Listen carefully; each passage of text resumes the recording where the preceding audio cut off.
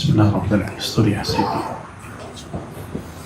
Assalamualaikum warahmatullahi wabarakatuh. Alhamdulillahilladzi kanaza al-asrar fil ahruf al-muqaddasah al-munazzalah ala qalbi sayyidina Muhammad sallallahu alaihi wasallam. Asyhadu an la ilaha illallah, asyhadu anna Muhammadan abduhu wa rasuluh. Allahumma shalli ala sayyidil wujud sayyidil qaunain an-nuqtah tahta al-ba' sayyidina Ahmad, sayyidina Ahid, sayyidina Mahmud wa ala alihi wa ashabihi ajma'in. Amma ba'du, terima kasih pengantarnya Buya Asfi. Betul, beliau ini imam di zuriat Syekh Abdul Qadir Al-Jilani. Syekh Abdul Qadir berfatwa dengan dua mazhab, Syafi'i dan Hanbali dalam fikih. Dalam tasawuf dia berguru kepada Imam Ad-Dabbas dan Yusuf Al-Hamadani, belajar zikir jahar dan zikir khafi. Tapi kewaliannya sudah dikenal dari kecil, dan zuriatnya, ya, mazhab Hanbali Ahlussunnah, dan dia akidahnya Asy'ariyah. Dalam tasawuf dia bertariqah Qadiriyah melalui mursyidnya Syekh Ismail Al-Jabarti Al-Yamani. Jabarti berarti dari Yaman, ya. Terus beliau ini juga berinteraksi dengan banyak orang. Salah satu kawannya tadi disebut oleh Buya Zul Asfi yang menjadi pendorong kitab ini ditulis. Kitabnya kecil segini aja, kelihatan? Kalau saya hitung hanya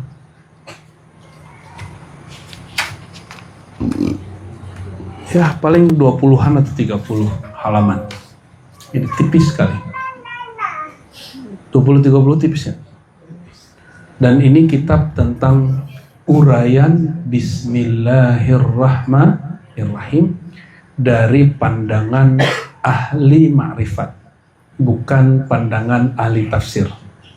Jadi ini bukan ilmu tafsir, ini ilmu huruf. Kenapa mulai dibuka? Karena ini kitab sudah lama. Dia tulis kitab ini akhir zaman, masih lama. Semakin kesini semakin akhir zaman. Saya khawatir ilmu ini takutnya terkubur, maka kita harus segera lestarikan. Ya, ada orang yang keberatan dan mengatakan kitab-kitab Al-Jili ini kitab-kitab yang level up, seperti disebutkan oleh Syekh Abdul Somad Al-Palembani. Ya, yang berbicara kan Syekh Abdul Somad Palembani, bukan Nabi. Boleh beda nggak kita sama Syekh Abdul Somad? Syekh Abdul Somad Palembang. Syekh Abdul Somad Al-Palembani, walaupun dia ngomong begitu, dia tetap aja ngajarin ilmu yang berat-berat di hadapan orang awam. Cuma untuk kalau orang mau ngaji, itu ada tahapannya. Basic itu Bidayatul Bidayah, karya Imam Ghazali. Dan itu diterjemah oleh Syekh Abdul Somad menjadi kitab pengantar para pesuluk itu, ya. Ya, ada pakai Arab Melayu. Lalu ada lagi Sayyarus Salikin, ya. Sayyarus Salikin, ya, atau Sayyarus Salikin, dua-duanya boleh dibaca, ya. Tergantung nanti masdarnya pakai lafaz apa, ya. Dan judulnya Hidayatus Salikin pertama, Sayyarus Salikin atau Sayyarus Salikin yang kedua. Tapi itu kitab kayaknya kitab standar untuk pemula. Pas kita buka, cek isinya ada martabat 7, ya. Ya, padahal itu kitab buku pemula. Itu penjelasan untuk menengah sebenarnya. Menengah yang pemula. Jadi kalau udah beres kitab Hidayatus Salikin, masuk ke Sayyarus Salikin. Kenapa?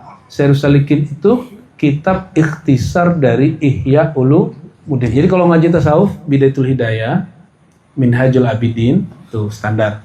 Menengahnya apa? Ihya Ulumuddin. Ihya Ulumuddin itu diringkas oleh Imam Ghazali. Ringkasannya diterjemah ke bahasa Melayu. Siapa yang menerjemah? Syekh Abdul Somad Al-Palembani. Apanya yang menengah? Di dalamnya dia bahas martabat 7, zikir hu, zikir zat, zikir sifat, macam-macam dia bahas. Saya mikir, terus ngapain Syekh Abdul Somad membagi-bagi di kitab yang sama kurikulum? Oh ternyata dia hanya berbicara idealnya. Idealnya ada tahapan. Tapi kan hal dia kan nggak bisa dilawan.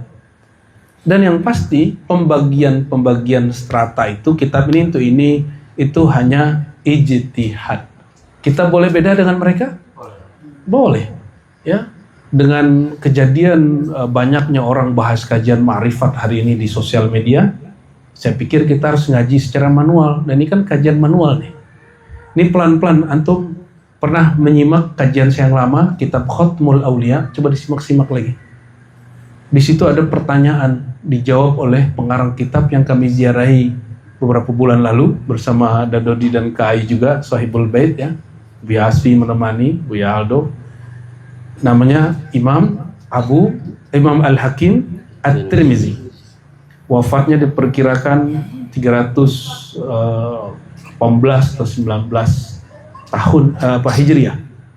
Umurnya sangat panjang, sezaman juga dengan Bukhari, Muslim, Abu Daud, Tirmizi. Cuma beberapa sejarawan keliru menulisnya lahir tahun 240-an. Dia 240-an tuh udah berguru ke Imam Qutaibah, gurunya Bukhari. Kalau orang nggak bisa berguru ke Qutaibah, kira-kira umurnya berapa? Remaja minimal. Atau 20-an. Qutaibah itulah wafatnya 240 Hijriyah. Sejarawan sebagian bilang apa? Orang ini Hakim Tirmizi lahir setelah tahun 240. Masuk akal nggak? Maka kita boleh beda sama orang. Sama sejarawan boleh beda, sama ahli fikih boleh beda. Yang nggak boleh beda itu sama Rasulullah SAW. Paham? Ya, kita nggak boleh beda sama Rasulullah. Ya, kalau ada orang nggak sepakat sama saya boleh nggak? Boleh. Yang nggak boleh itu antum nggak sepakat sama Allah, itu nggak boleh. Ya, kalau sama Ar-Razi boleh beda, bahkan boleh menentang. Ya, bahkan boleh kemudian berargumen mengatakan, oh itu keliru. Bahkan kalau Bu Yasi bilang aneh sesat, itu boleh ya. Cuma hitung-hitunglah diri dulu, bilang orang sesat. Ya. Bu Yasi boleh bilang saya tolol. Cuma kalau orang ngomong sesat, tolol, guguk apa, kalau keseringan ngomong begitu, jangan-jangan dia memelihara kebun binatang dalam jiwanya. Ya, saya khawatir aja. Nah, maka kita nggak mau lakukan itu ya. Kita pun nggak sempurna, kita sedang memperbaiki diri. Siapa tahu banyak hal-hal yang belum dapat kita benerin. Kok sibuk sama aib orang? Ya, termasuk sebelumnya antum boleh nggak sepakat loh.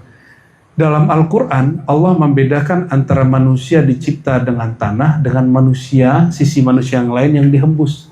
Saya cuma ngomong Quran, bagi mereka yang didahuluin filsafat yang ada di kalam. Nggak ada masalah juga. Kan masalah mereka nanti sama Allah. Allah mengatakan manusia itu dicipta dari tanah, tapi ada sisi manusia yang tidak dicipta dari tanah, tapi dihembus. Quran sendiri ngomong. Terus ada yang mengatakan, oh itu sesat, oh itu rusak. Ya itu urusan dia lah. Kalau Ar-Razi ngomong rusak, tapi kalau Gus Bahay ngomong nggak rusak. Ya, itu ente takut sama Kiai Jawa, ente nggak takut sama Kiai Padang namanya. Ya? Nggak apa-apa, nggak ada masalah. Nggak ada masalah. Bagi kita, oh berarti pandangan saya menjadi pikiran Anda. Ya Alhamdulillah berarti kita dianggap punya gagasan, ya kan? Kalau orang nggak sepakat, kita nggak akan paksa orang sepakat. Dan kita nggak akan tuduh orang yang nggak sepakat itu sesat. Paling-paling tidak mengerti maksud kita. Tidak mengerti itu bahasa halusnya, bahasa Arabnya jahilun.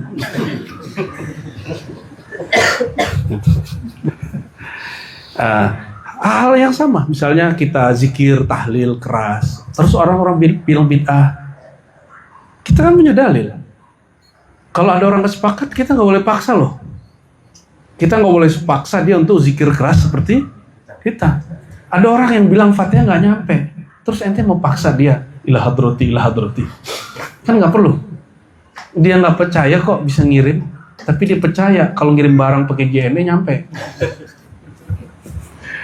Ya, itulah dinamika ya. Dan gak ada masalah toh. Ada orang yang kemudian misalnya menganggap torikotnya lebih bagus atau mursyidnya lebih keren. Gak apa-apa juga. Namanya kita punya mursyid, kita harus meyakini mursyid kita mulia. Kita punya guru, kita harus meyakini guru kita keren. Itu ada di semua kitab. Buka kitab Ulumul Quran, Ulumul Hadis, ilmu apa aja, itu ada di situ, Adabut Talib, bahkan Ta'limul Muta'allim. Dan semua sepakat mengajarkan kalau kamu punya guru, hendaklah kau meyakini gurumu itu mulia. Maka itu tidak termasuk fanatis, justru itu adalah pintu supaya ilmu dia tembus ke dalam kolbu. Ya, jadi kalau kita nggak takzim kepada guru, takzim itu artinya mengagungkan, membesarkan guru, maka kalam-kalam dia nggak akan tembus ke dalam kolbu. Kenapa? Karena kita tidak menganggap dia punya karisma. Oleh karena itu, jangan kemudian menganggap kalau punya kawan nih, beda pengajian sama kita terus bilang, fanatis tuh. Lah apa bedanya ente sama guru ente?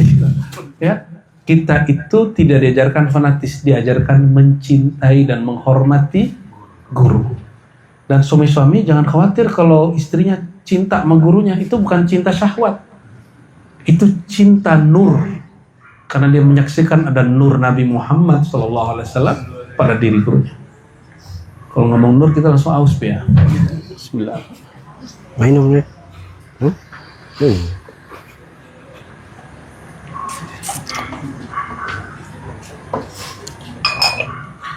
Oke, kitab ini judulnya Al-Kahfu War-Raqim fi Syarhi Bismillahirrahmanirrahim.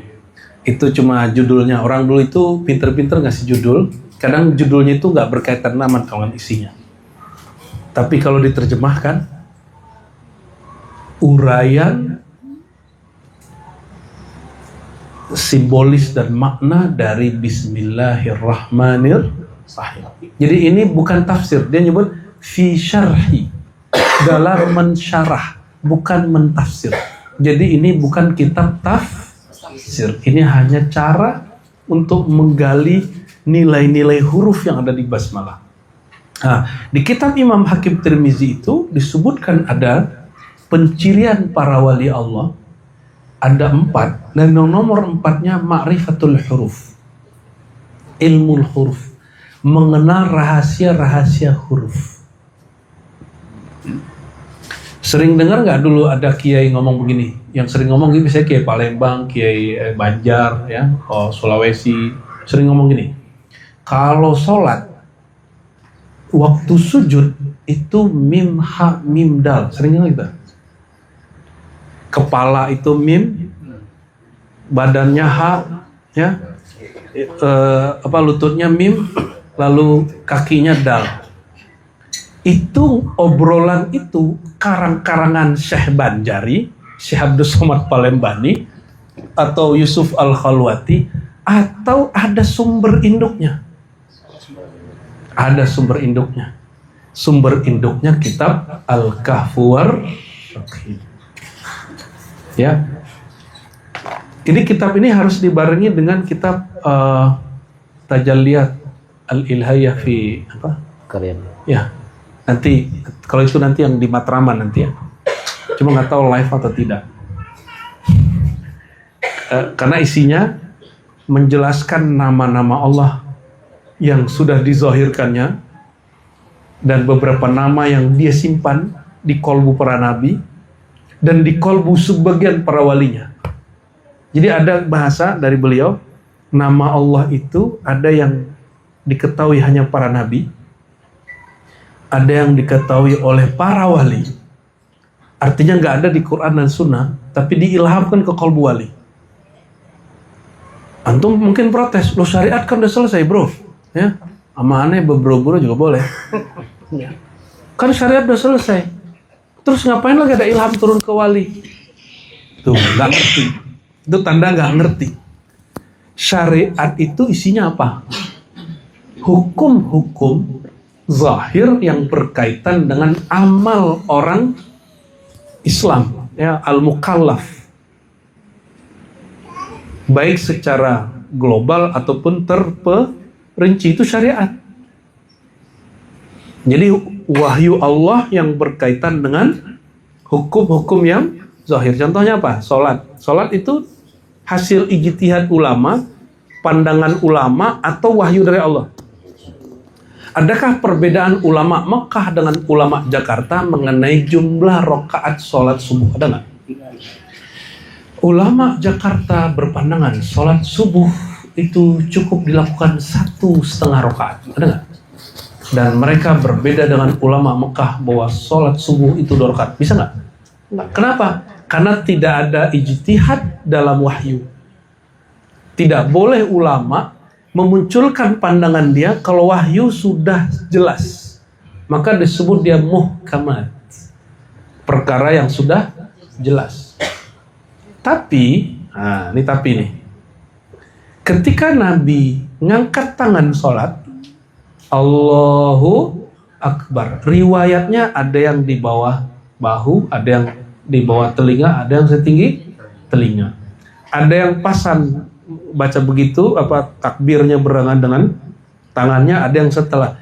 Lalu ada ulama berpandangan, saya memilih itu fikih, itu ijtihad, itu boleh. Dan itu boleh beda ulama Mekah dengan ulama Jakarta. Ulama Jakarta kalau sholat bismillahnya dikeraskan. Ulama Mekah hari ini bukan yang dulu ya, bismillahnya dikuatkan nggak? Dikeraskan nggak? Itu enggak. Itu boleh beda, tapi mereka nggak akan beda masalah rakaat. Ulama Jakarta berpandangan tidak wajib baca Al-Fatihah di dalam sholat. Ada nggak begitu? Ada. Kenapa? Itu sudah bagian dari syariat. Dan syariat sudah selesai. Syariat sudah selesai pada diri Nabi Muhammad SAW. Maka Nabi mengatakan apa? Setelahku nggak ada Nabi lagi, nggak ada Rasul lagi. Setelahku yang ada cuma pewaris. Al-ulama warasatul anbiya. Lalu beliau mengatakan nahnu. Ini kalimat ikhtisas, ma'asyira, bukan ma'asyir. Seharusnya kan nahnu ma'asyirul anbiya. Ya. Tapi ini pengkhususan, kami khusus para nabi tidak mewariskan harta, dinar, tanah, rumah.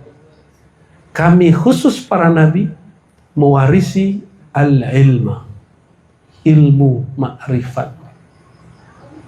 Jadi yang diwariskan kepada ulama apa? Kalau warisan itu ada, berarti metodologinya dikasih sekalian. Pada diri turun wahyu, pada diri Nabi turun wahyu, pada ulama turun ilham, ulama yang wali. Kalau ulamanya ngadu-ngadu ilham sama isi kitab, itu namanya ulama nggak wali, dia cuma ulama kitab. Karena ilham pasti tidak berbenturan dengan isi kitab. Tapi isi kitab bisa jadi salah tulis. Mungkin nggak ini salah cetak? Sering. Saya punya kitab, Buya Asfi punya kitab. Sering nggak Buya ketemu salah cetak? Sering. Tapi kalau Nabi berkalam istafti kolbak, tanya kolbumu, karena kolbu langsung digaidan oleh Allah Subhanahu. Nah, tentu kolbunya dididik dulu. Orang aja jadi mufti fatwa di MUI kan dia sekolah dulu. Ini kolbunya nggak pernah disekolahin, terus tiba-tiba minta fatwa. Kira-kira jadinya apa? Kebatinan, ya, orang-orang kebatinan jadi nggak jelas, ya. Oleh karena itu kita mencoba untuk menghidupkan ilmu ini. Semoga Allah berkahi, semoga Allah bimbing dari awal sampai akhir. Ini nggak tahu selesainya kapan. Bisa jadi di tengah jalan disuruh berhenti saya. Ya. Dan ilmu ini bukan berdasarkan empirik hasil bacaan beliau, bukan hasil yang berdasarkan baca, hafalkan ilmu hadis namanya. Maka ilmu hadis ini sering nggak connect sama orang sufi.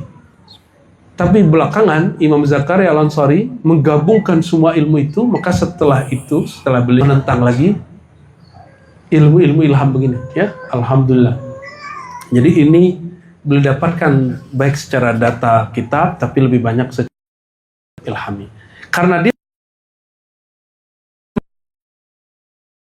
dia sudah menjadi ilmu. Boleh orang sepakat, boleh tidak, ya. Jadi kita sering ngomong kayak tadi, sholat itu sujud mim ha mim dal, apalagi kalau berdiri sama dengan alif, gitu kan? Benar nggak? Itulah yang disebut bahwa manusia itu fi surati Muhammad. Manusia itu bentuknya, surahnya, bukan surat. Surah pakai shad. Surahnya dalam bentuk Muhammad. Itu mim ha mim dal. Kalau dia sujud. Berarti kalau dia nggak sujud, dia sedang menentang fitrah Muhammadi dalam dirinya. Fitrah Nur Muhammad di dalam dirinya. Maka kita harusnya, karena cetakan kita emang Muhammadi, harusnya kita ini sering ngobrolin rahasia Nabi Muhammad SAW. Ya, rindu Nabi Muhammad SAW.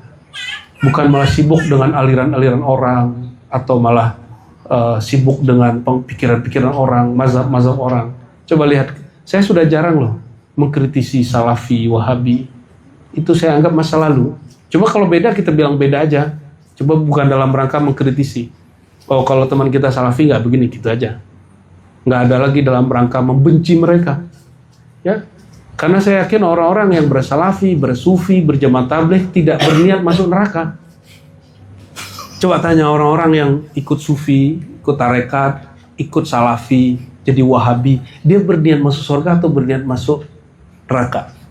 Berniat mencari ridha Allah atau mencari ridha makhluk? Ridha Allah, cuma mungkin jalannya agak macam-macam lah.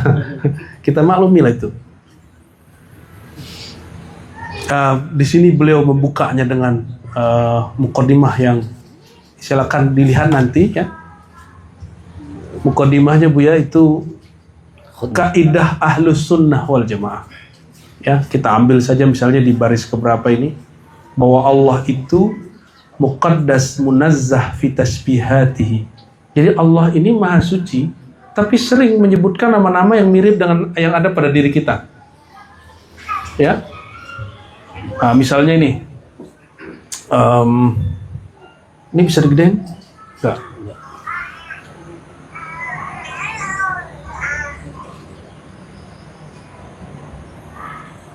Subuhun sabbahat asma'uhu fi bihari kunhi fa gharaqat tuna nusul ila ghayati muttasifun bi kulli wasfin mu'tarifun bi kulli alfin. Bisa baca nggak?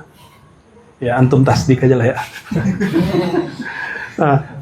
Muqaddas, ini muqaddasun munazzahun fi tasbihati. Ketika Allah menyebutkan nama istilah yang mirip dengan yang kita tahu, Allah maha suci dari keserupaan. Khaliqun ma'nal khalqi. Jangankan si makhluk, makna si makhluk itu juga Allah yang mencipta. Makna yang dari kepala kita itu juga Allah yang cipta. Ya arada ala jauharin huwa haqiqatu dhalikal jauhar wala arada ya'tarihi razikun ma'na razaq tanazzuluhu fi ratbatin sammaha khalqan liwaffiya biha hukma martabatil ukhra ala ma tatlubu. Yang inti itu kalimatnya di sini tadi. Allah muqaddas munazzah, ya. Muqaddas munazzah. Coba naik ke atas sedikit. Al-mutakhalli fi saradik tanzihi anil fasal. Allah maha suci, ya, dari fasal. Apa arti fasal? Pemisah. Wasal penghubung. Dit lawan. Nit tandingan. Kam kuantitas. Angka. Kaif kondisi yang berubah. Tajsim. Apa arti tajsim? Fisik. Menjisimkan fisik. Allah menyebut dirinya benda, tangan. Itu bukan tangan yang kita maksud. Allah maha suci dari tangan yang kita pahami. Tahdid, batasan. Allah nggak punya batas. Taqyid, nggak berkait bitasbihi au tanzihi. Semua yang kita sebutkan, bayangan apapun, penyucian apapun di kepala, Allah lebih suci dari semua gambaran kita. Coba yakini Allah sesuci-sucinya, sudah? Sebersih-bersihnya, sesempurna-sempurnanya, sudah? La ilaha illallah, Allah maha besar sebesar-besarnya, sudah? Allah maha suci dari yang kalian pikirkan. Allah lebih sempurna dari itu semua. Paham maksudnya? Jadi apapun yang kaidah yang kita yakini di kepala, itu bukan Allah. Jadi kalau orang hari ini mengatakan, akidah Ahlussunnah tuh begini. Tunggu dulu. Ente sedang membatasi Allah dengan kaidahmu atau sedang membatasi pikiranmu tentang Allah? Ahlussunnah sejati itu belajar sifat 20, belajar akidah bukan dalam rangka mendefinisikan Allah, tapi untuk membatasi pikiran supaya tidak salah meyakini Allah. Jadi sifat 20 itu bukan batasan. Karena sifat Allah tidak terbatas. Sifat 20 itu batasan untuk ini. Karena nggak sanggup dia lebih dari 20 aja untuk belum khatam-khatam sampai sekarang. Nggak, nanti mau biasmi ngaji sifat 20 ya. Biar beres tuh ngaji sifat 20-nya. Jadi Allah itu tidak nggak ada ya hal kayak gitu ya. Ini akidah Ahlussunnah wal Jamaah. Tapi dia, baru saya mundur. Enggak, bukan ya. Balik. Siapa tadi? Mana tadi? Dia al-kamin fi kunhi zatihi, yang tersembunyi dalam kerahasiaan zatnya, dalam kegaibannya, dalam dimensi kegaibannya, sempurna pada nama dan sifatnya. Bingung kan? Yang menggabungkan dalam keilahiannya semua yang kalian anggap bertentangan. Jadi Allah itu betul-betul unik. Gambar itu menarik kalau warnanya tabrakan. Lukisan, kalau warnanya cuma biru doang, menarik gak? Maka kolbu kita akan menarik kalau ilmu di dalamnya banyak. Kalau di dalam kita ada cinta kepada orang yang berbeda dengan paham kita, baru kolbunya indah. Kalau antum cuma mencintai, senang dengan satu kelompok yang sama, bergaul hanya dengan satu kelompok yang sama, dan hanya berbaik sangka dengan kelompok yang sama, itu kolbunya hambar, hanya satu warna. Sedangkan Allah itu semua yang mudadah itu semua yang beragam-ragam berbeda itu ada dalam kesempurnaan uluhiyahnya. Tapi dia ahad pada simatnya, ya, karakternya, wahid. Dia maha satu pada bilangan-bilangannya. Kif ya? Asma'in. La inta tuhriku la yatahraku nafsi. Oh, ana. Oke. Terus apa lagi? Ada kalimat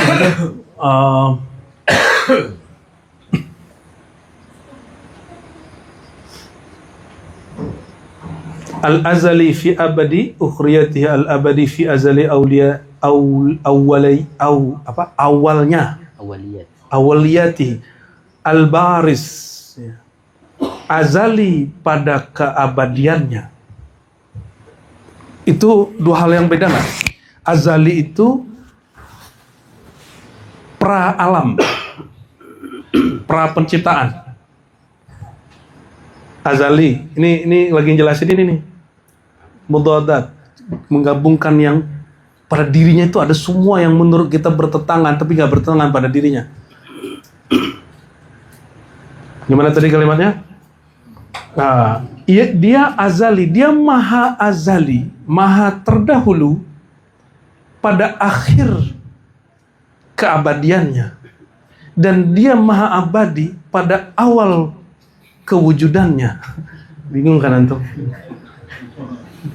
Jadi Al-Jili itu betul-betul, kalau boleh saya sebut, Fannanul Arifin. Dia seniman ahli marifat. Dia bisa mengurai sesuatu yang menurut orang bertabrakan, gak bertabrakan di kepala dia.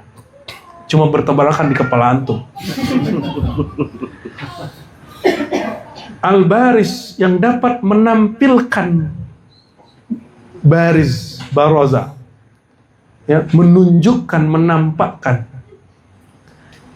nilai keberadaannya, tanda keberadaannya di setiap rupa dan makna. Bukan dia rupa itu, tapi dia ngasih sir bahwa dalam rupa ini tanda ada aku. Atau makna, ya, bisuwarihi wa ayatihi, dalam surat dan ayat-ayatnya. Al-ba'in an kulli mahsus, yang berjarak, yang maha suci dari semua yang kalian bayangkan dengan empirik. Maka tadi saya bilang, coba bayangkan semua yang sempurna. Ya. Mahsus, empirik, makul yang dikatakan, mauhum yang dibayangkan, makul yang dipikirkan. Tadi sudah ya? Tadi prakteknya, ini teksnya. Apapun yang kamu katakan tentang Allah, Allah maha besar. Apakah kata maha besar ini membatasi kebesaran Allah? Allah lebih besar dari kata besar itu sendiri. Nyambung? Ini kalimat dia nggak berat, cuma karena dia pakai bahasa Arab jadi agak horor dikit. Jadi kalau orang, oh ini kajian berat nih, berat itu kalau ente nggak paham aja. Ya, kalau paham insya Allah nggak berat. Dia berat kalau nggak bisa dijelaskan. Ini masih bisa dijelaskan. Kitab ini dengan Quran mana yang lebih tinggi? Kalau Quran kenapa boleh dibuka? Ini nggak boleh dibuka. Katanya tinggian Quran. Kalau ketinggian Quran, mending Quran disimpan aja di lemari rak ke-7. Disimpan. Kenapa? Itu level hakikat tertinggi. Bagi saya Quran itu marifatnya paling tinggi. Karena kita ketemu kalimat bahwa ruh itu manfuh, ditiup itu di Quran. Bukan di kitab filsafat, bukan di kitab tasawuf. Bukan dari guru saya juga. Dari Quran. Ya kalau orang nggak sepakat ya sudah, dia nggak sepakat sama Quran. Itu gawatnya. Nah ini cuma menjelaskan. Nah, dialah yang disebut ya, majhulun fi haqiqati ghaibi kuntu kanzan makhfiyan. Dia tidak diketahui orang dalam ungkapan kegaiban kuntu kanzan makhfiyan. Adalah aku, ini kalam qudsiyah ilham. Aku adalah perbendaharaan yang sangat-sangat tersembunyi. Jadi apapun yang kita bayangkan tentang Allah, misalnya nih, kita habis ngaji sifat 20, kan sudah sesuai dengan akidah Ahlussunnah. Sudah? Itu Allah lebih sempurna dari penjelasan sifat 20. Kita datangkan malam ini misalnya kitab-kitab Imam Asy'ari, Maturidi. Mereka hanya sedang membatasi akal kita biar nggak liar. Itulah makna surat Syura ayat 11. Laisa kamitslihi syai'. Allah maha suci dari apapun yang kamu persepsikan. Kalau begitu, Allah itu nggak usah dipikirkan dan dibayangkan. Itulah hebatnya ajaran Nabi Muhammad SAW. Jadi Allah bukan objek yang difikirkan, bukan objek yang dibayangkan. Titik. Kenapa? Laisa kamitslihi syai'. Ingat-ingat surat Syura ayat 11, surat Musyawarah ayat 11. Tidak ada yang kamitslihi, seperti semisalnya sesuatu pun. Apa maksudnya? Misal itu adalah sesuatu yang pernah kita lihat lalu kita buat permisalannya. Sesuatu yang pernah kita fikirkan lalu kita buat uraiannya. Sesuatu yang pernah kita sentuh lalu kita gambar wajahnya. Allah maha suci dari semua itu. Nah, jadi nanti kalau ngajarin orang cara bertuhan gitu salah satunya. Coba kamu bayangkan Tuhan dengan semua kesempurnaan dan semua kebesaran, semua keindahan. Nanti dia bayangin satu-satu. Besar, besar. Nur gitu kebayang sama dia. Apalagi? Hah? Indah. Sudah? Oke. Apapun yang kamu bayangkan dari semua itu, Allah maha hebat, maha sempurna dari semua itu. Itulah mana al-ba'in tadi ya. Oke? Gimana? Berat nggak? Ila al-Fatihah dulu. Al-Fatihah ala ruhin Nabi sallallahu alaihi wasallam wa ala sayyidi Abdul Karim al-Jili wa ila arwahina wa anfusina. Al-Fatihah.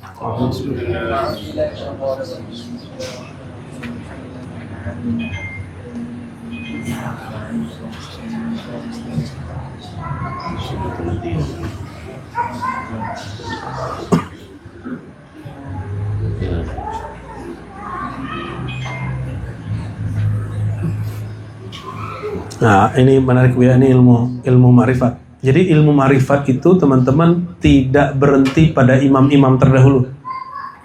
Ilmu ma'rifat berkembang terus sebagaimana knowledge kedokteran berkembang, ilmu hadis berkembang, ilmu fikih berkembang. Ilmu fikih berkembang nggak, Domi? Kalau fikih berkembang, tasawuf nggak berkembang? Ya, kita ngikutin yang lama-lama aja. Ya udah, ente jadi orang lama aja. Aneh nggak mau. Ya, orang dahulu berijtihad, kemudian meringkas ajaran-ajaran spiritual, tasawuf, tarekat, sesuai dengan zamannya. Fikih-fikih terdahulu juga sesuai dengan zamannya. Maka sekarang ada lembaga fatwa. Untuk apa lembaga fatwa? Untuk mengkondisikan teks yang ada itu maknanya biar nyambung dengan zaman ini. Coba bayangkan Nabi hidup di zaman udah ada handphone belum? Udah ada GoFood? Udah ada Gojek belum? Grab? Shopee? Nggak ada. Maka contoh nih, di dalam transaksi muamalat hanya ada 24 atau 20 sekian. Dan belum ada di situ transaksi dengan Shopee Pay. Belum ada di situ GoPay. Grab, apa tuh Grab tuh? Ya, yang duitnya itu loh. Oppo belum ada. Belum ada bank. Nggak ada. Belum ada koperasi. Belum ada duit kertas. Dulu tuh barter, kalau nggak dinar dirham. Dinar dirham bukan sistem kenabian. Itu dinar dirham nama raja-raja Romawi. Apakah Nabi mengadopsi lalu mengikuti Romawi? Nabi paling pantang. Tadinya sujud sembahnya berkiblat ke Baitul Maqdis. Nabi minta dipindahin ke Ka'bah. Dipindahin oleh Allah. Karena Nabi gak suka sama. Karena Romawi ini bukan ahli kitab. Nabi kemudian tidak mempersoalkan. Karena itu persoalan duniawi. Ya, terus kalau kita kembali ke dinar dirham itu kembali ke sunnah nggak? Enggak. Nah, penjelasan ini kalau nggak ngerti, ada yang main panah nggak? Insya Allah ada. Orang-orang Dajjal dan panah main semua. Terus yang mana nanti? Jadi kita ini sering mulainya dari saya latihan panah. Kita boleh lomba kita panah. Ya paling saya kalah. Atau yang pernah main kuda. Betul. Sayyidina Umar mengajarkan anak-anak muda militer, nah Nabi mengajarkan. Maka Imam Nasai nulis bab khusus tentang berkuda dalam kitab hadis. Ar-Ramyu ada. Ya. Bab memanah, bab berkuda ada khusus. Karena di zaman itu nggak ada tank. Dan nanti mungkin akan kembali ke zaman itu. Cuma persiapannya, apakah persiapan berkuda dan memanah? Sebagai olahraga kita senang olahraga itu. Tapi kita tidak mempersiapkan diri ketemu Al-Mahdi atau melawan Dajjal dengan memanah. Dia orang sakti gitu kok. Nabi Musa aja ketemunya bergidik. Getar dan bisa ketemu.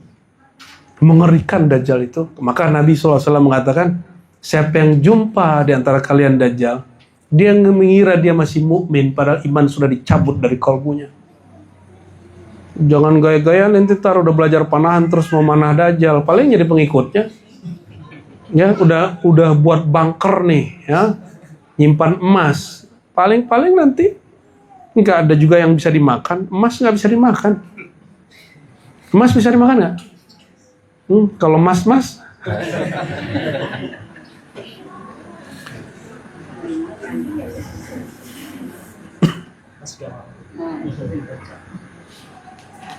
Dan macam-macam lah di sini mukodimahnya ini sudah ada ilmu kemarifatan yang mungkin beberapa relevan saya sampaikan, ada yang tidak. Lalu beliau bersolawat kepada Sayyidina Muhammad sallallahu alaihi wasallam dan menyebutkan nama-nama beliau.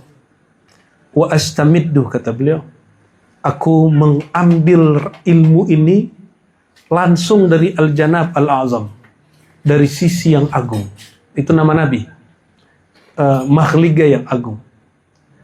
Ghaiba ghaibil jam'il abham. yang gaib dalam kegaiban yang terkumpul dalam keabham. Apa arti mubham? Sesuatu yang tidak disebut, sesuatu yang samar. Bingung kan? Itu nama-nama hakikat Nabi. Nuqtatu ainil harfil mu'jam Muhammadin Sayyidil Arabi wal Ajam. Ialah bernama juga Nuqtah, sang titik. Jadi nama lain Nabi Muhammad apa? Sang titik yang ada di setiap huruf mu'jam. Dialah Nabi Muhammad penghulu Arab dan Ajam. Gitu bahasanya begitu. Nuqtatu ainil harfil mu'jam Muhammad Sayyidil Arabi wal Ajam. Kita ini disebut Ajam. Ajam itu orang non Arab. Ya, wajah antum kan Arab sih, Arab maklum. Ya, tapi non Arab ini. Ya. Orang Arab disebut Arab. Nabi sendiri sallallahu alaihi wasallam dalam dirinya ada darah Mesir, ada darah Babilonia, ada darah Arab. Maka beliau adalah Nabi Arab dan non Arab karena darahnya campuran. Sallallahu alaihi. Dari mana? Nenek beliau ke atas Sayyidah Hajar. Sayyidah Hajar orang Mesir. Siti Hajar ya, antum biasa sering sebut Siti Hajar. Siti Hajar bukan orang Arab, orang Mesir. Suaminya Sayyidah Hajar siapa? Nabi Ibrahim orang Arab. Babilonia. Disebut di Quran Babil. Apa kampungnya di Quran? Babil. Tapi bahasa geografisnya Babilonia.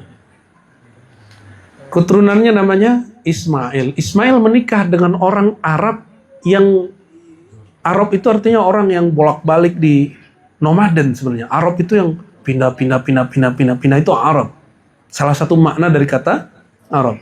Jadi mulai dari Najd, Hijaz sampai ke Yaman, sampai hari ini masih ada Arab klasik kuno itu seperti suku asli gitu ya. Itu di negeri Sabak, masih ada di Yaman. Ngomongnya ke bahasa Arab pra Nabi Muhammad SAW. Maka Nabi Muhammad itu disebut Musta'arab. Tapi kalau saya nggak nyebut itu, saya nyebutnya ini Sayyidul Arab wal Ajam. Kalau tadi istilah orang geografi, Nabi itu campur dalam dirinya, ada Arab, ada Ajam.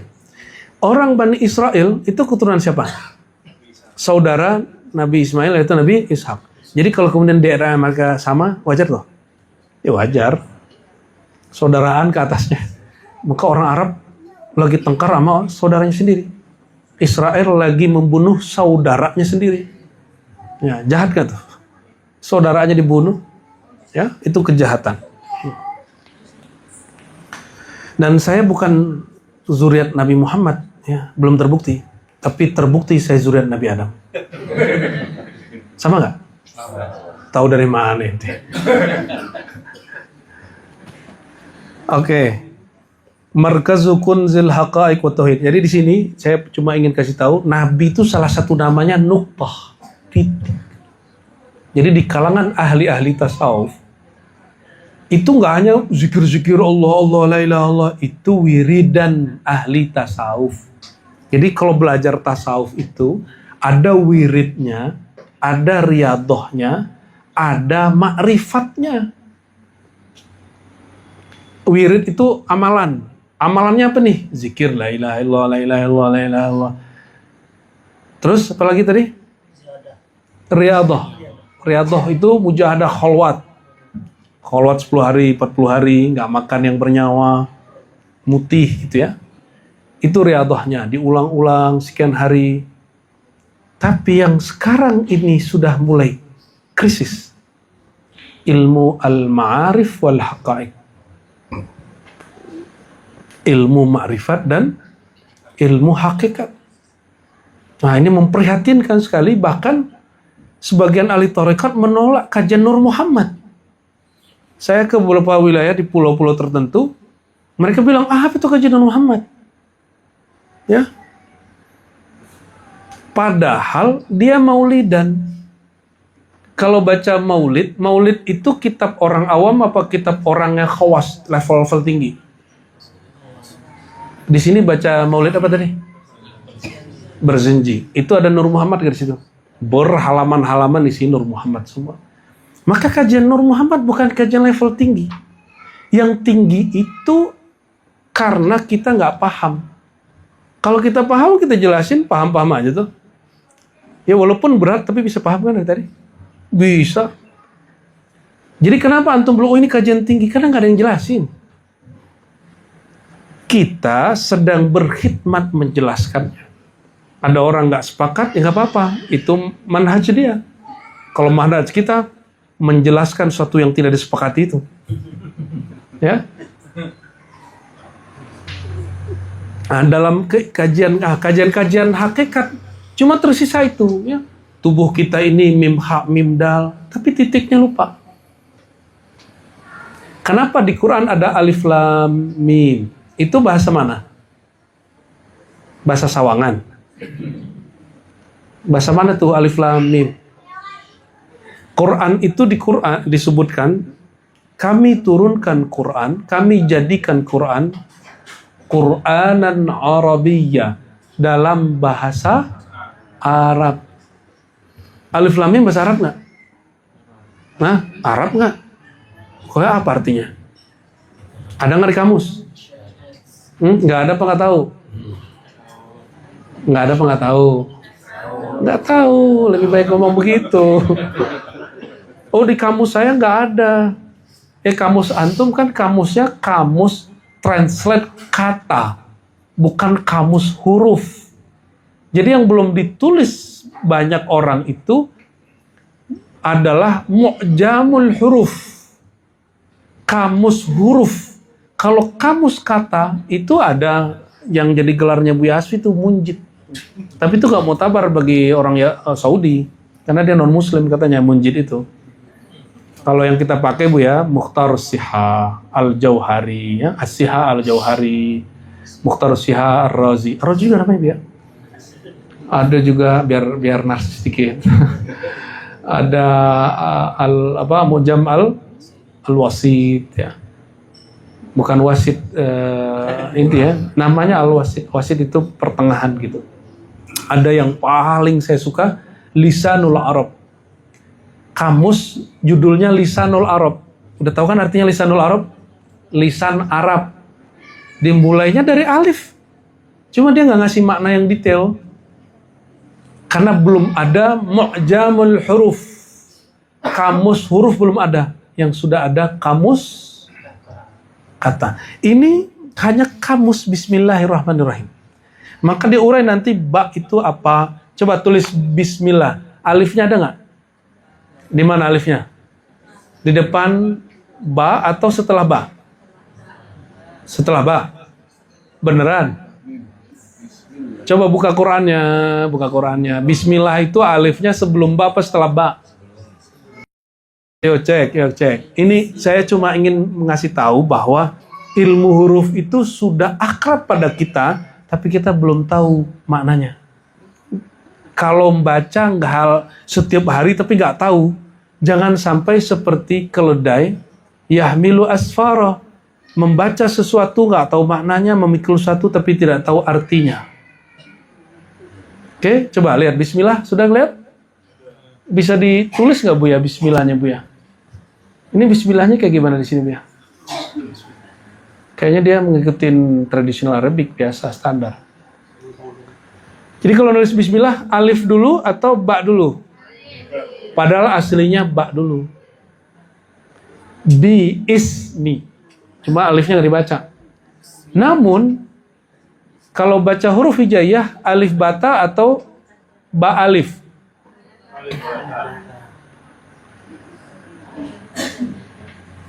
Ya udah Bu ya, biarin dulu ya. Jadi kalau kita baca Bismillah, coba Bu ya, boleh dicoret-coret nggak ini? Udah Dodi nih. Bisa? Kita juga belum berkenalan ini. Apa di bawah situ Bu ya? Cabut aja kali dulu. Cabut dulu itu Bu ya. Flash disk coba ya.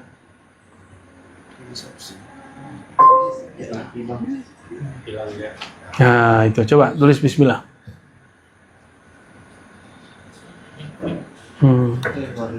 Bisa nulis dia, nyamuknya. Nyamuknya bisa nulis. Dia nulis alif.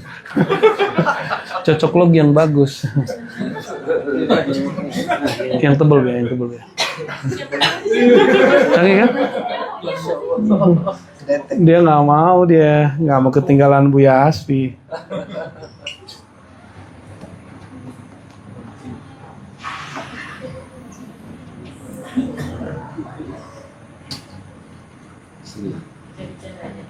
Gitu. Bismillah Allahnya biar. Masya Allah. Cukup. Coba tulisannya gimana? Alifnya di mana? Ini ilmu huruf, bukan ilmu nahu sorof, bukan ilmu gramatikal bahasa Arab. Karena dalam gramatikal bahasa Arab harusnya coba bentuk lainnya biar.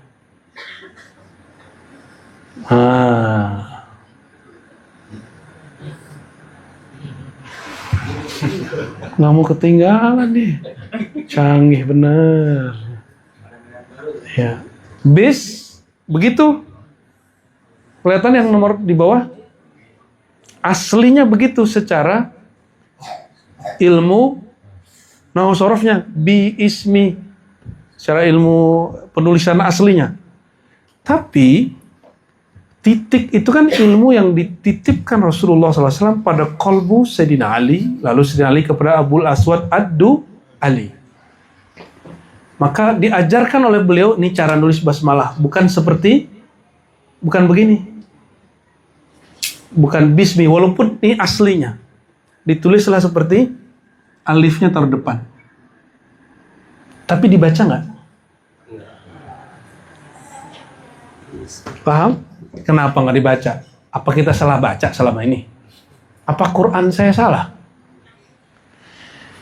Maksud saya sederhana, Bapak Ibu, saudara-saudariku, ilmu huruf itu sudah sangat akrab dalam pandangan kita, cuma sayangnya kita nggak diajarin selama ini.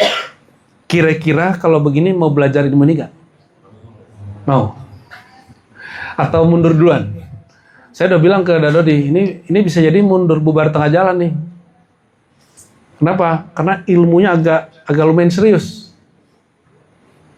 Nggak ada ketawa-ketawanya kecuali kita bikin ketawa tadi. Dia emang sangat serius. Tapi, coba tadi, alif, lam, mim. Itu berapa huruf? Toha, berapa huruf? Ya, sin, ha, mim, ain, sin, qaf. Ya, itu huruf bukan? Itu bagian dari Quran. Dan Quran dalam bahasa Arab, itu bahasa Arab yang mana? Quran itu azali, qadim. Dalam akidah Ahlussunnah, Allah itu berkalam tidak dengan huruf dan suara. Lalu itu ada hurufnya, gimana dong? Disinilah ramainya orang-orang ahli akidah dan mereka sesat, saling menyesatkan. Apa katanya? Sesat no yang meyakini ada huruf. Terjadilah ulama memfatwakan sesat ulama yang lain. Nah, dan itu menyedihkan. Padahal perbedaan ini bukan untuk kata sesat dan menyesatkan. Ini cuma bab kamu tahu tidak tahu. Ya, waduh, Buya kalah pamor sama nyamuk. Dia nulis alif dari tadi ya. Alif. Cocokologi yang cocok. Nggak bisa Bu ya. Giliran dia bisa. Oke. Sepertinya ada isyarat nih Buya ini.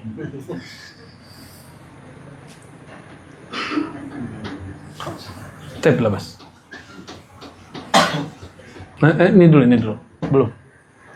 Belum ya. Kita tutup lagi. Yes. Titik. Coba, kalau saya nulis, boleh ya? Mau nulis alif mulainya dari garis atau dari titik?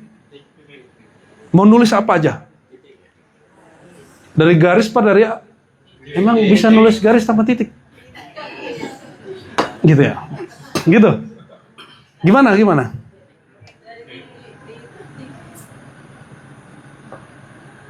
Biar agak tebel dikit gitu, biar. Tempel lamanya. Oh gitu. Tempel lama. Tempel lama. Kelihatan titik?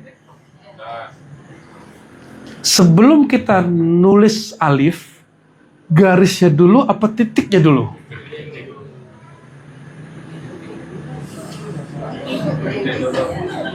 Garisnya dulu apa titik dulu? Ayo, orang Sawangan lagi beda pendapat.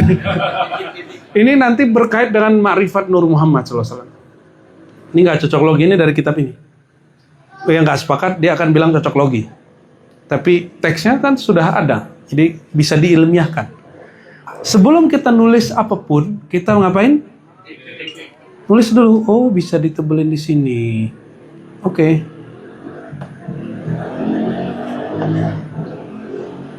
Ya kan? Kita mulai dari sini kan? Titik dulu. Coba. Berarti satu baris ini, satu garis ini sebenarnya itu titik-titik yang disambung. Kalau dia dijarak-jarakin gitu. Paham maksudnya? Nah, dalam ilmu huruf, ini udah mulai langsung masuk ke mukodimahnya. Ini mukodimah kitab ini nih. Induknya huruf adalah titik. Bapaknya huruf adalah alif. Nih, dua istilah dulu ya. Induknya huruf. Nah, tapi ada yang mengistilahkan bapaknya huruf ba. Awalnya huruf alif. Induknya huruf titik. Itu hanya pengistilahan. Ini boleh beda. Jadi kalau kita ulang, induknya huruf, awalnya huruf alif, bapaknya huruf ba. Catat. Itu salah satu kaidah itu. Saya nggak tulisin. Ba itu dalam kitab ini alif mabsutah, alif yang ditidurkan, alif yang dihamparkan. Coba. Alif begini nak. Alif itu kumpulan titik-titik yang tegak lurus dari atas ke bawah. Kalau ba, bentuk alif tapi dari di kitab begitu disebutkan. Maka dia disebut alif yang terhamparkan. Al-alif al-mabsutah. Alif yang terhamparkan. Lalu dikasih ba. Nah, dalam ilmu huruf, mana penghapusnya? Pakai tangan, gitu gak? Oh, begitu Bia.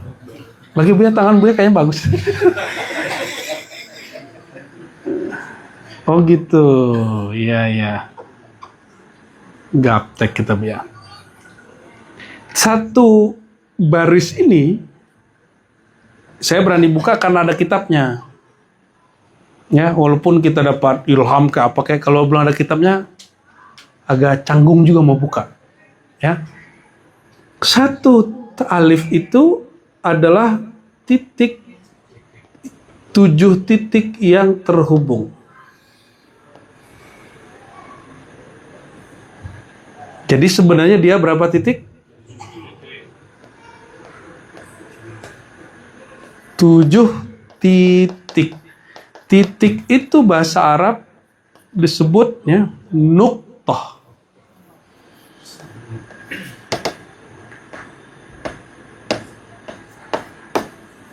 Nuqtah, ini dia. Si titik. Apa sebutan titik tadi? Induknya ummul huruf. Coba tulis. Ummul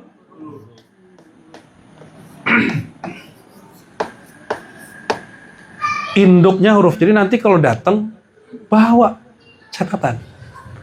Kata Nabi, ini perintah, qayyidul ilma bil kitabah. Ikatlah ilmumu dengan Nyalin. Lo kan bisa ditonton pakai YouTube. Sebanyak itu kajian aneh ente tes pusing. Yang mana yang bakal di? Ya, nanti kalau datang lagi, kalau emang masih mau lanjut ngaji nih, ini nanti antum akan bisa memahami alif, lam, mim dari sini. Kalau nggak paham ini nggak bisa paham alif. Oh, hanya Allah yang tahu. Itu kata Imam Suyuti dalam tafsir Jalalain. Tapi dalam kitab Durrul Mansur, Imam Suyuti mencarikan maknanya. Mencarikan makna alif, lam, mim. Dan maknanya banyak sekali, alif, lam, mim itu. Kalau alif apa? Awalnya, jadi awal huruf, awalul huruf. Kalau ba, abul huruf.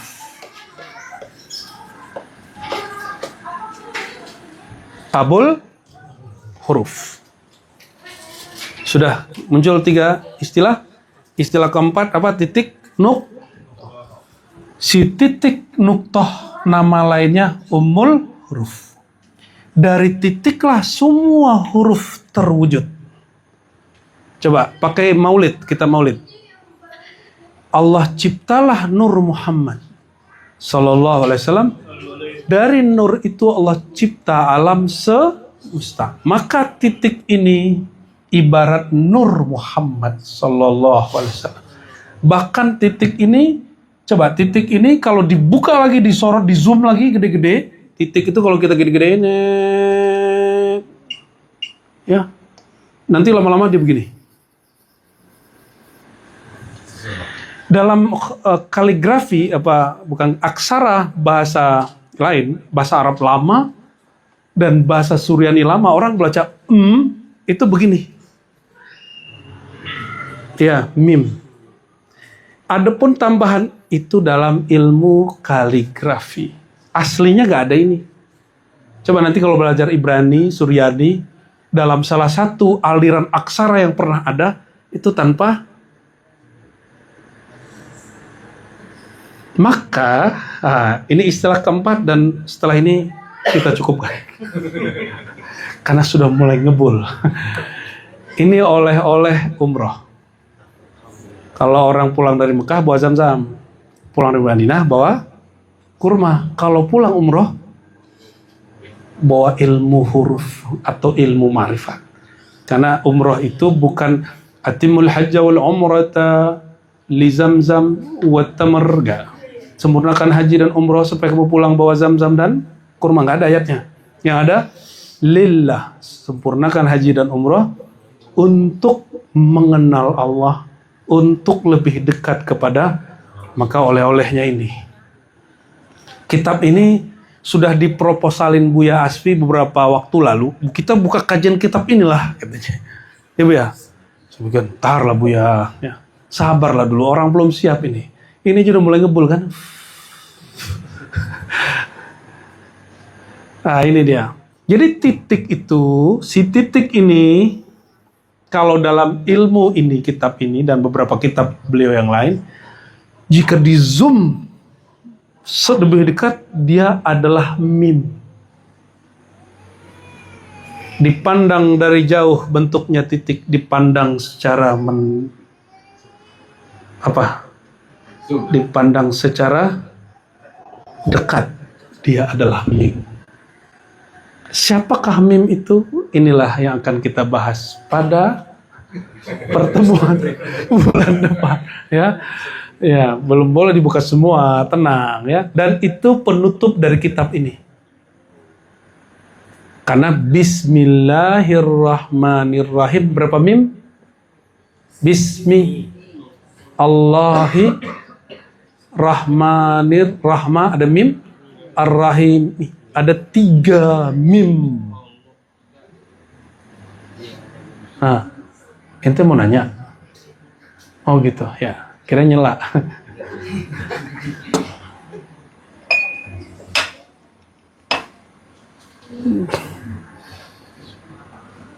Induknya huruf itu titik, bapaknya huruf itu ba, awalnya huruf itu alif. Ini itu apa? Ya itu yang aneh, kasih PR. Mim itu nanti yang dijelasin. Sabar.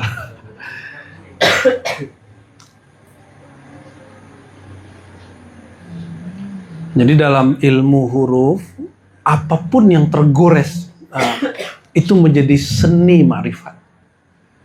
Maka kalau kita berkaca kepada seniman, kira-kira lebih seniman Nabi Muhammad SAW atau seniman yang paling terkenal hari ini? Nabi itu ummi, benar? Ummi nggak? Nabi tahu nggak sama ilmu? Katanya Nabi nggak tahu. Maka banyak orang ngomong saya, Nabi Muhammad kan nggak tahu filsafat. Ya salam. Nabi itu nyebut dirinya apa? Ana Madinatul Ilmi. Akulah City of Sciences. Science, knowledge.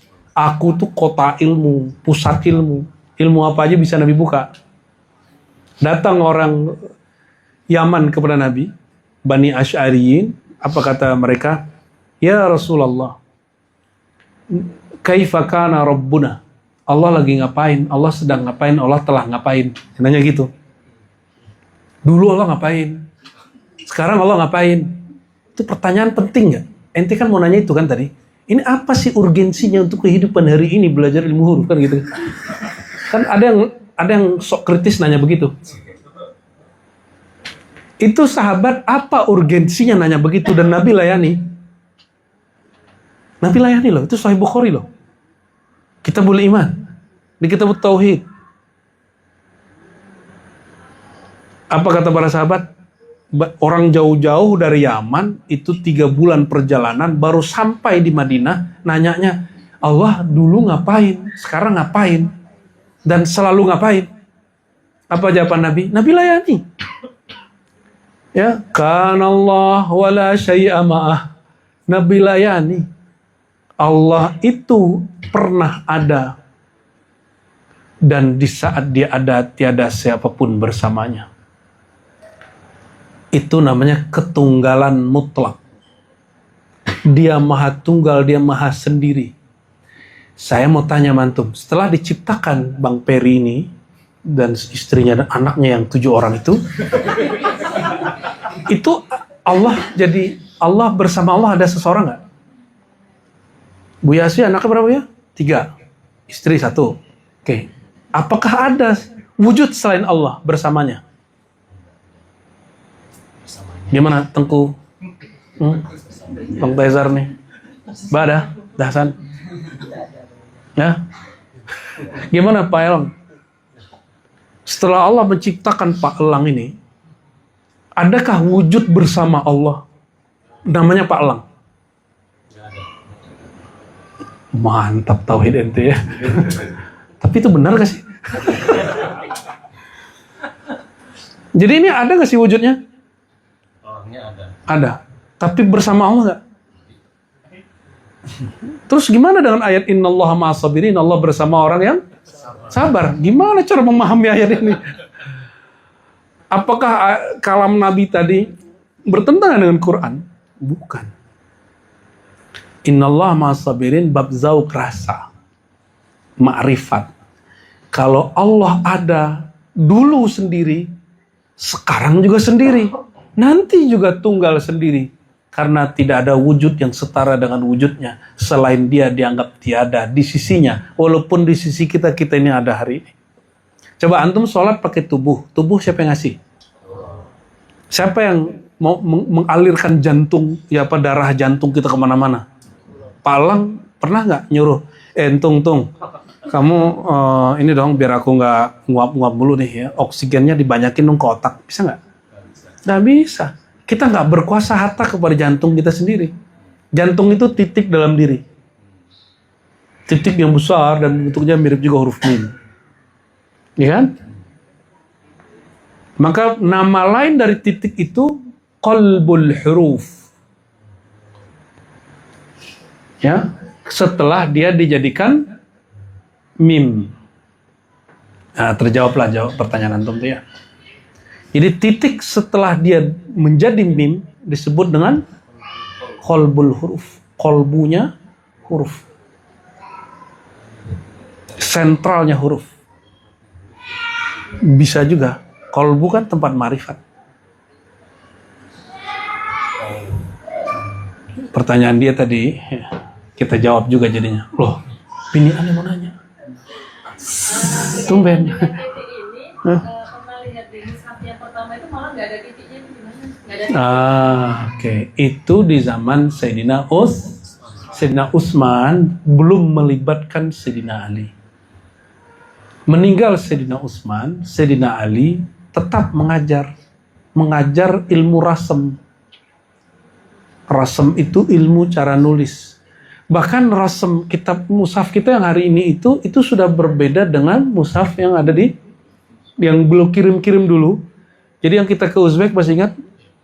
Yang ada di Samarkand, ada masjid, ada museum yang di Samarkand. Itu adalah salinan dari salah satu kiriman Sayyidina Utsman, jumlahnya 50 yang ditampilkan satu. Bisa baca nggak? Nggak bisa. Itu Buya aslinya nggak bisa baca, para Buya itu. Aneh nggak bisa baca. Cuma kalau pas lihat, oh ini ayat Fatihah kita baca, hafalan kita. Kita nggak baca hurufnya, kita baca itu. Jadi aksara itu simbol kemakrifatan. Apa arti aksara? Huruf itu simbol makrifat. Karena apa? Tiadalah makrifat kecuali tergabung, tersusun dalam rangkaian kata-kata dan huruf-huruf. Huruf dirangkai kata-kata, dirangkai kalimat-kalimat, dirangkai, itulah makrifat. La ilaha illallah. Kalau la aja apa artinya? Tidak. Ilaha doang? Tuhan. Ilah doang? Kecuali. Allah doang? Nama zat Allah. Atau nama asmaul husna Allah. Kalau digabung baru ada ma'rifatnya. Ma'rifat itu knowledge-nya. Ada pengetahuan jika digabung huruf menjadi kata-kata, menjadi kalimat. Paham? Coba ulangi. Ma'rifat itu adalah, tulislah itu. Itu tertulis di sini loh. Di kitab-kitab yang kita baca bertahun-tahun, antum diam aja. Ya sudah, nggak apa-apa. Ya. Ma'rifat itu adalah makna yang tersusun dan terurai dalam rangkaian huruf-huruf menjadi kata. Saya itu kalau sama guru saya nulis pakai handphone loh. Kenapa? Karena saya tulisannya jelek. Jadi kalau nulis pakai diketik, pasti bagus dia, tinggal ganti font. Jadi diizinkan nulis pakai handphone ya. Tulisan antum akan bagus semua. Ketik aja nggak apa-apa. Apa kalimatnya tadi? Adalah makna dalam rangkaian huruf dan kata. huruf, belum loh, huruf yang dirangkai menjadi kata, kata yang dirangkai digabung menjadi kalimat. Itulah rahasia kewalian dari pengarang kitab Son Haji. Nama kitabnya apa Bu ya? Matan al-Ajurrumi. Apa kata dia? Dia sudah sampai kepada puncak makna dalam bab ilmu ini di masanya. Apa kata dia? Al-kalam. Kalam itu ada maknanya nggak? Kalam itu perkataan. Perkataan itu, ibarat itu, makrifat itu maksudnya gitu. Apa lafaz Arabnya Bu ya? Al-lafzu al-murakkabu. Lafaz-lafaz yang tersusun, al-mufidu, yang memfaedahkan makna bil wad'i, dengan sesuai tatanan bahasa Arab, wad'i, atau bahasa atau maksud. Kalau biaswi pakai ilmu hakikat dia sesuai maksud. Ada kesengajaan wad'i, tapi kalau di syarah yang umum wad'ul lughah atau wad'ul uruf, sesuai peletakan makna. Peletakan makna itu ada sesuai dengan ilmu bahasa, ada sesuai dengan adat, ada sesuai dengan isyarat. Contoh, saya bilang diam, bisa dipahami? Saya bilang shh. Shh, apa? Shh, itu isyarat, tapi maknanya diam. Saya mengatakan begini, sembah hormat aku persembahkan, aku sampaikan kepada Tuhan. Apakah sembah di situ menyembah ubudiyah? Jadi dalam pemaknaan, walaupun katanya sama-sama dengan sembahyang, tapi maknanya berbeda. Gitu ya. Ada satu kata yang kita berbeda faham. Ada nggak kira-kira contoh? Kasih contoh. Bisa. Bukan antara suku nih. Padang. Hah? Padang, lapangan. Kalau ente orang Padang, kota. Apalagi? Atos. Kata orang Sunda itu udahan. Kalau Atta Habib marga. Apa? Jawa keras. Keras. Oh, orang Jawa tuh atos tuh keras.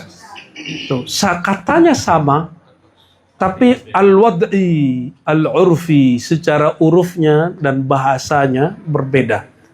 Dalam bahasa Jawa lain dengan bahasa Sunda. Mungkin sesama antara Bandung sama Bogor aja ada satu kata yang beda. Apa satu kata yang sama maknanya beda. Ya.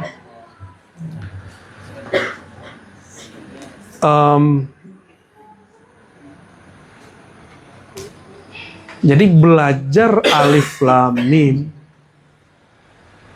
satu, coba kalau kita sebut tidak ada Tuhan, T-nya hilangin. Tidak, maknanya ada rusak.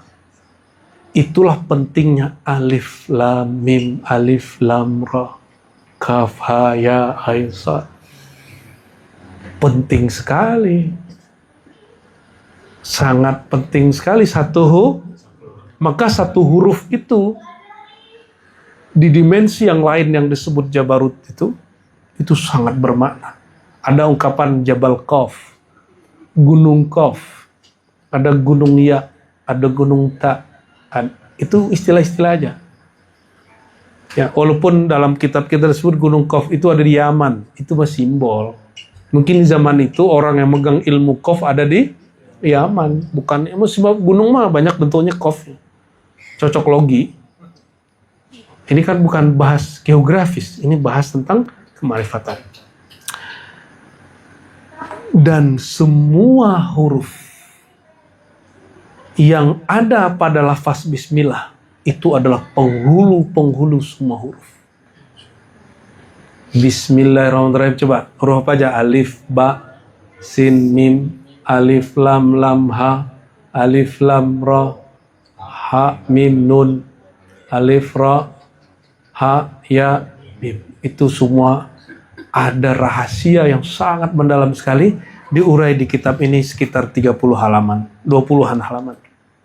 Ya, semoga Allah panjangkan umur kita untuk bisa memahami ini makna lain daripada Bismillah. Jadi nanti kalau antum ditanya malaikat tentang Allah, ente bisa jawab. Mau aneh jawab dengan versi Bismillah nggak? Gitu. Serius? Iya. Tahu dari sisi apa? Kita mau discuss, bisa begitu. Ikan coba bayangkan kita ini pertanyaan itu tidak sehoror yang dibayangkan orang, tapi juga tidak semudah yang digampangkan orang. Dia tergantung keintiman kita kepada Allah Subhanahu wa ta'ala. Contoh nih. Ada orang di sini ikut ngaji sama Buya Asfi, misal. Terus pas pulang kampung, orang-orang bilang, gue loh habis nonton Buya Asfi, kajiannya keren. Jadi jawabnya pakai apa? Pakai foto, pakai kenangan, pakai memori. Jadi kita kalau ditanya orang begitu, kita jawabnya sesantai itu coba. Lo mau tahu yang mananya gitu ya? Ya, Masya Allah. Jadi ditanya sama malaikat, Munkar Nakir nanti itu lebih horor dari di pertanyaan disertasi, lebih mengerikan menegangkan daripada pertanyaan imigrasi. Tapi kalau kita kenal, lebih seru daripada pertanyaan sohib kepada sahabatnya, lebih mesra dari pertanyaan kekasih kepada kekasihnya. Tergantung subjektivitas kemarifatannya. Ya. Semoga ini diizinkan Allah untuk kita membedahnya, Karena Allah suka sekali dengan orang yang mau membicarakan tentang Dia. Maka setiap ayat dimulai dengan Bismillah. Karena Allah suka sekali namanya disertakan dalam segala hal. Nama yang kita sertakan, lafaz yang kita sertakan di setiap hal itu, insya Allah kita akan urai semampu kita. Dan ini teman-teman semua, ini ditulis di abad ke-9 karena orangnya wafat 832. Ilmu ini sebenarnya sudah berkembang lagi. Ya, sudah berkembang. Namun sebelum kita jelaskan perkembangan terbarunya, kita jelaskan dulu yang adanya, ya. Jangan antum kemudian langsung dapat yang poin apa sekarang istilahnya? Oh, wah itu deh ya, gaya-gaya benar ya. Nanya lagi ente. Jadi orang yang telah mencapai ma'rifat itu adalah orang-orang yang telah melakukan rangkaian-rangkaian huruf dalam dirinya. Orang yang telah diizinkan melihat asal dari rangkaian kata dan huruf dalam dirinya, lalu diizinkan untuk dia sudah tahu, kita kan sudah tahu selama ini ada ba, alif di awalnya, tapi kan kita nggak diizinkan untuk memahaminya. Jadi tidak hanya menyadari ada huruf, harus menyadari makna. Jadi nama kita diambil dari huruf-huruf yang ada dalam diri kita. Betul. Ya. Dan kata Ibnu Arabi, ini kita boleh sepakat dan tidak, huruf ini juga ada tuannya, ada nabinya, ada kaumnya. Ya. Cuma itu terlalu jauh ya. Nah, kita tadi praktek menjelaskan titik itu setara dengan induknya huruf. Sebagaimana maka Nabi Muhammad pada huruf ada punya nama. Nah, ini bagian penutup saya. Sayyidina Adam berkalam, aku masuk ke surga. Aku lihatlah ya, akar-akar urat-urat daun itu bertuliskan nama Muhammad SAW. Itu karena Nabi Adam belajar titik dan huruf, garis tebel.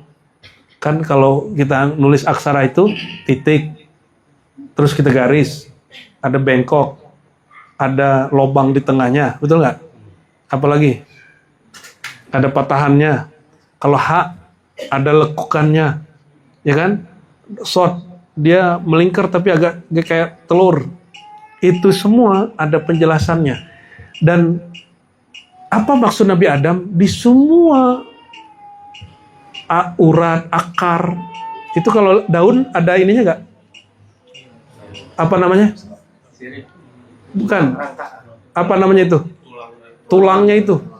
Akar uratnya yang ada di dalam itu atau tulangnya itu, kata Nabi Adam, bertuliskan nama Muhammad dengan semua namanya. Karena nama Nabi Muhammad banyak. Nama Nabi Muhammad itu ribuan. Maksud saya, di dalam ilmu huruf, nama Nabi juga ada. Titik itu salah satu nama Nabi. Maka jangan heran nanti kalau buka sholawat Syekh Abdul Qadir Jilani, yang sering dengar nama Syekh Abdul Qadir, ila ruhi, ila hadrati Syekh Abdul Qadir Jilani, gitu ya, qaddasallahu sirrahu. Beliau itu ada satu sholawat disebut sholawat titik. Abdi kelawat sholawatnya, salah satu depannya Allahumma sholli ala sayyidina ba. Ya Allah, sampaikan sholawat dan salam kepada Nabi Muhammad. Ia adalah hakikat titik yang ada di bawah ba. Jadi selevel Syekh Abdul Qadir Jilani mengijazahkan itu dan dijadikan sebagai amalan murid-muridnya secara umum. Maka kita mesti buka ilmu ini supaya ilmu ini kita usahakan memahaminya pada tempatnya, meskipun kita ini nggak pasti benar, kita sedang berusaha untuk benar. Makanya saya buka kitabnya. Nanti saya sebutkan sanadnya. Jadi kita punya sanad kitab ini kepada sang imam. Ya, ada pertanyaan? Wih, dia lagi yang nanya. Karena ini sangat menarik sekali ya. Jadi ada banyak hal juga yang jadi pertanyaan gitu. Yang kita tahu kan Nabi pertama yang menemukan hurufnya Nabi Idris. Ya, Nabi Idris, sedangkan Nabi Idris kan bukan orang Arab. Yang maksud saya huruf yang ditemukan Nabi Idris itu apakah tulisan Arab atau tulisan yang seperti yang kita lihat sekarang yang ditulisan Hebrew itu? Terus yang berkaitan dengan tadi titik yang ditanyakan tadi, Abi belum masih berhenti di bahwasanya itu diajari Sayyidina Ali. Tapi dalam sejarahnya titik itu kan dimulainya pas zaman Muawiyah yang menugaskan Abu Asad Ali gitu. Jadi selama rentang antara Mus'haf Utsmani sampai zaman Muawiyah itu kenapa titik? Habis googling dia. Oke. Oke. Thank you. Nabi Idris dalam kitab Al-Bidayah wan Nihayah dan kitab Tarikh Tabari. Bidayah wan Nihayah itu karya Imam Ibnu Katsir. Disebutkan di situ bahwa yang pertama kali mempopulerkan, bukan menemukan, ya, karena Nabi Idris ini dapat ilmu nubuat. Salah satu ilmunya adalah ilmu titik, ilmu huruf. Maka dia buatlah aksara, dan itu nggak banyak, mungkin nggak nyampe 7. Mungkin di awal-awal dia dapat, lama-lama kemudian dapat wahyu lagi, baru berkembang. Dan Nabi Idris itu kalau dalam mitologi Yunani disebut Hermes. Maka ilmu yang muncul dari mitologi filsafat, jadi filsafatnya ada mitosnya juga, namanya hermeneutik. Jadi hermeneutik itu bukan ilmu kafir dan mengkafirkan, sesat dan menyesatkan. Itu juga ilmu yang berasal dari, saya mau tanya, filsafat itu ilmu nggak? Kedokteran ilmu? Adakah ilmu yang tidak bersumber dari Allah? Kalau ada, ente musyrik. Berarti ada yang maha alim selain Allah, ada sumber ilmu selain Allah. Namun ilmunya diberikan ke siapa? Dan dia yang kemudian dipopulerkan sebagai penemu. Penemu di mana? Secara ilhamiah atau wahyu. Ya, apa tugas Hermes? Hermes itu tugasnya menerjemah kata-kata Tuhan atau kata-kata malaikat dalam bahasa manusia. Proses dia itu disebut proses hermeneusia, lama-lama menjadi hermeneutik. Wallahu alam, itu pengistilahan aja. Namun ini ditentang juga oleh sebagian orang, ya biasalah. Itu terjadi kan belum ada Kompas TV. Ya kan? Belum ada juga apa tuh satelit itu, jadi nggak ada yang rekam, belum ada YouTube, jadi nggak ada yang rekam sama sekali. Yang rekam siapa? Orang yang nulis sejarah, yang mereka tulis secara tradisional, sebagian didirikan orang-orang sebelumnya. Kejadiannya jauh sebelum Nabi Muhammad SAW. Ya, tapi betul Nabi Allah Idris adalah nabi pertama di bumi setelah Nabi Adam yang mempopulerkan ilmu huruf. Pertanyaan kedua, itu kan perintah Muawiyah kepada siapa? Untuk mengasih titik harokat kepada Abul Aswad Duali. Itulah kata guru kami, pertemuan dan islahnya Sayyidina Muawiyah dengan Sayyidina Ali dalam ilmu kemakrifatan huruf. Orang ini kan bertengkar kan? Ali perang melawan Muawiyah, Muawiyah mengalahkan Sayyidina Ali secara diplomasi. Muawiyah udah mau kalah, dia mainin senjata baru namanya diplomasi. Maka Sayyidina Ali diprovokasi oleh murid-muridnya, apa kata mereka? Ya Ali, il'anu ahla Syam. Laknatlah orang Syam. Apa jawab? Orang Syam itu Muawiyah dan kawan-kawannya. Apa jawaban beliau? La. Karena saya dengar Nabi pernah berkalam, jangan laknat orang yang tinggal di Syam, termasuk si Muawiyah. Gitu maksud Sayyidina Ali. Kenapa? Fa inna fihimul abdal. Mereka itu wali-wali abdal. Wali abdal itu di bawah kutub dikit. Ya kutubnya Sayyidina Ali, abdalnya Muawiyah, kira-kira begitu. Maksud dia nih, ini sesama wali nggak boleh melaknat. Perbedaan kami, perbedaan politik, dan mereka sudah insaf. Maka meninggal Sayyidina Ali, murid Sayyidina Ali Abul Aswad Duali, itu menjadi penghubung mereka. Jadi kami bertanya juga kepada orang-orang ahlul haqaiq itu, kira-kira di alam ruh itu mereka sudah baikan belum? Udah oke, udah cincai dia. Ya, kita aja di sini masih tengkar Sunni Syiah kan? Maka orang Sunni Syiah seharusnya kalau ngerti bab ini, mereka berhenti untuk melaknat antar duanya. Pencinta Ali nggak perlu melaknat Muawiyah, pro Muawiyah nggak perlu mendiskreditkan Sayyidina Ali. Merendahkan Sayyidina Ali disebut nasibah. Merendahkan Muawiyah dan para sahabat lain disebut Rafidah. Ya, kita nggak perlu. Kita harus mulai insaf, ya. Mesti nggak ada lagi itu tengkar-tengkar Sunni Syiah itu harusnya. Ini masih tengkar aja. Syiah kafir. Giliran Hamas dibantu sama Syiah, ente diam aja. Ya. Kita kritisi manhajnya, ente malah marahin kita. Ya. Ane nggak sepakat sama Hamas itu karena dibantu sama Syiah. Tapi kita nggak pernah benci sama Syiah. Kita cuma beda manhaj. Karena mereka sampai hari ini tidak berhenti melaknat sahabat-sahabat Nabi dan istri-istri Nabi. Kan jelas kalamnya. Ya. Kami ini anak spiritual Khomeini. Ada kalimat begitu. Pemimpinnya yang dibom itu. Nahnu abna ruhi. Ya, Khomeini. Ngeri itu kalimat, ngeri. Giliran begitu, kafir-kafir, bela-bela Hamas ente. Kita ini sama Hamas sama. Kita sama-sama cinta Palestina. Karena Palestina itu tempat Nabi berisra. Itu juga titik kepada titik. Ilmu titik juga di situ. Jangan salah paham. Kalau kita beda dengan pendapat ente, bukan kita beda dengan Tuhan ente. Ya, ini pada ikut Quran nggak? Ikut Quran. Aneh beda pandangan sama antum. Aneh beda dengan ente atau beda dengan Quran?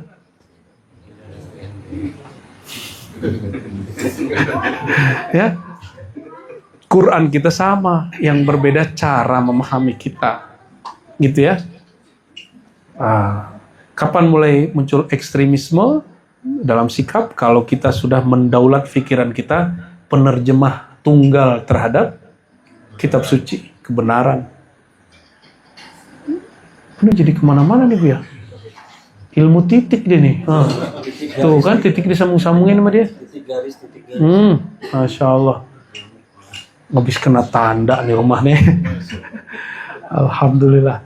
Coba kita review dikit. Titik apa sebutannya? Induk huruf bahasa Arabnya. Alif, ba, mim, jantungnya huruf. Wallahu a'lam bis sawab. Semoga kepalanya ngebul dan panas, tapi kolbunya bahagia. Ya, dan Allah izinkan kita memaknai makna Bismillahirrahmanirrahim. Dan saya close dengan kalimat Bismillahirrahmanirrahim. Miftah kulli syai, miftah kulli khair, miftah kulli barakah. Bismillah itu kunci semua kebaikan, kunci semua kemakrifatan, kunci semua keberkahan. Ngaji ini insya Allah nambah itu semua. Sallallahu ala sayyidil wujud sayyidil qawnain an-nuqtati tahtal ba wa ala alihi wa ashabi jama'in walhamdulillah rabbil alamin wa ja'alna minal mahdiyin amin rabbal alamin. Assalamualaikum warahmatullahi wabarakatuh.